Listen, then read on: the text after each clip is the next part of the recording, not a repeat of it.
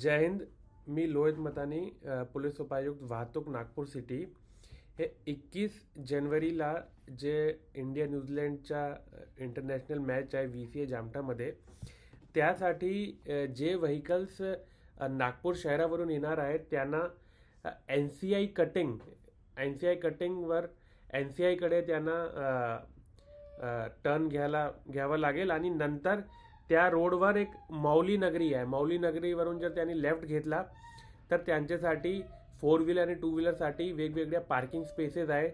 त्यामध्ये D1 parking आहे जे 4 व्हीलरसाठी आहे, D2, D3, D4, D5 आणि त्याच्या समोर एक बी म्हणून 4 व्हीलर पार्किंग आहे.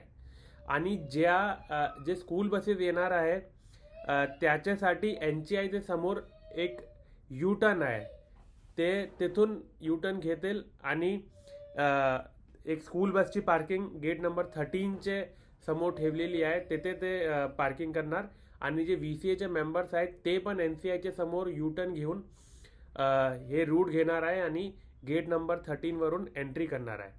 याच्यासाठी जामठा टी पॉईंटवरून कोणाला अलाउड नाही आहे येणार, कारण ते मोठा कंजेशनचा पॉईंट आहे. तिथून फक्त प्लेयर्स आणि अंपायर्सची गाडीला अलाव केला जाईल. आणि जे लोक जामठा टी पॉईंट क्रॉस करणार आहेत त्यांच्यासाठी एक बेलास कटिंगचे समोर एक अल्ट्राटेकची पार्किंग आहे, ते तिथे पार्क करून त्यांच्यासाठी फीडर बस सर्व्हिसेस अवेलेबल केलेली आहे. आणि जे लोक वर्धा, बुट्टीबोरी आणि तिथून येणार आहेत त्याच्यासाठी एक ब्रह्मकुमारीची पार्किंग आहे, जे F म्हणून पार्किंग आहे, तिथे ते 4 व्हीलर आणि 2 व्हीलर पार्क करू शकतात. आणि तिथून पण फीडर बस सर्व्हिसेस चालू केलेली आहे. आम्ही सगळ्यांना आवाहन करतो की तुम्ही जे मेट्रो आहे त्याचा जास्तीत जास्त वापर करा, कारण हे जे रूट आहे जे कंजेस्टेड रूट आहे आणि तुमच्यामुळे कंजेशन होणार नाही, त्यासाठी तुम्ही जास्तीत जास्त मेट्रोचा वापर करा, तुमचा पण वेळ वाचणार.